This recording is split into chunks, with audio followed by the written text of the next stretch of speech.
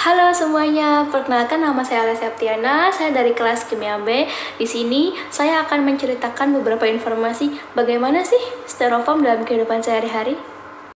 Ayun, kamu lagi apa? Ini Al, aku lagi makan bubur ayam. Sini Al, makan bareng mumpung masih anget loh ini. Wah, kamu nggak tahu kalau styrofoam itu dapat berbahaya loh bagi tubuh kamu.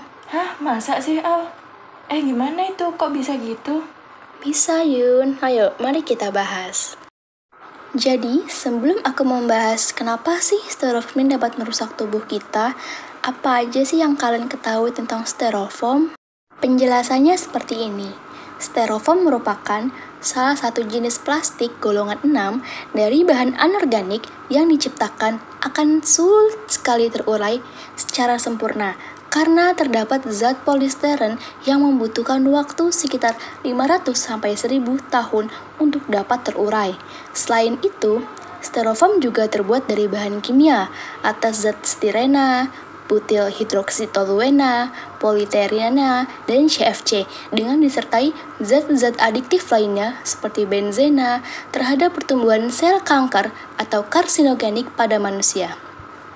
Kemudian, zat stirena tersebut dapat menimbulkan resiko yang sangat-sangat serius dengan merusak sel-sel yang ada pada tubuh manusia, iritasi pada mata dan kulit manusia, gangguan sistem pernafasan pada manusia, dan memicu adanya penyakit kanker lainnya.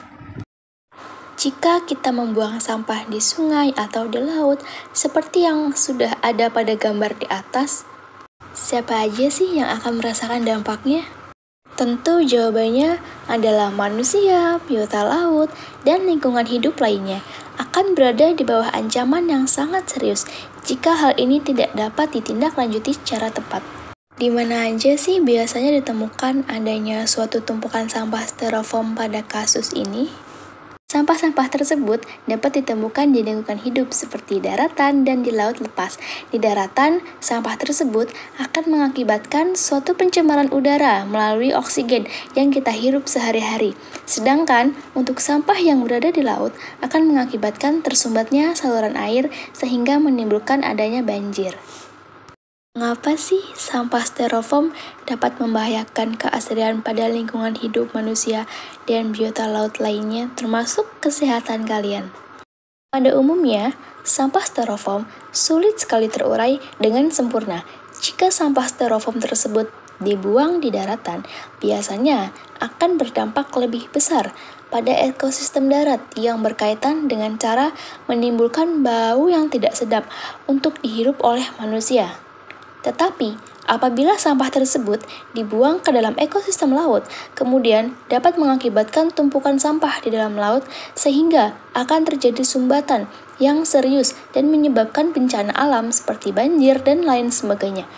Tidak hanya itu, bahkan sampah dari styrofoam ketika dibuang ke dalam laut akan terkikis, sehingga apabila air tersebut atau bahan sisa dari styrofoam itu termakan oleh hewan atau biota laut lainnya, salah satu contohnya adalah ikan. Ketika ikan itu dikonsumsi oleh manusia, maka benzen yang berada di dalam perut ikan tersebut akan masuk ke dalam tubuh manusia, sehingga sangat berbahaya untuk dikonsumsi. Selain itu, zat yang terkandung pada styrofoam ini masih menggunakan CFC atau chlorofluorokarbon, penyebab dari global warming atau efek rumah kaca berkelanjutan yang dapat merusak lapisan ozon pada bumi. Kemudian, kapan sih seharusnya manusia itu bisa bertindak lebih tegas untuk mengatasi permasalahan yang terjadi saat ini?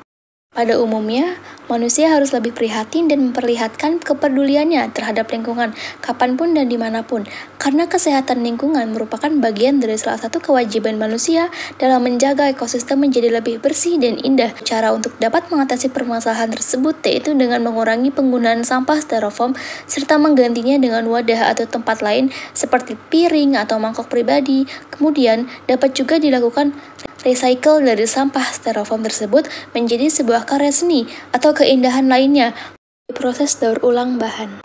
Baik teman-teman, baru segitu saja yang bisa saya sampaikan. Sekian dari saya, kurang dan lebihnya mohon maaf. Wassalamualaikum warahmatullahi wabarakatuh. Bye-bye.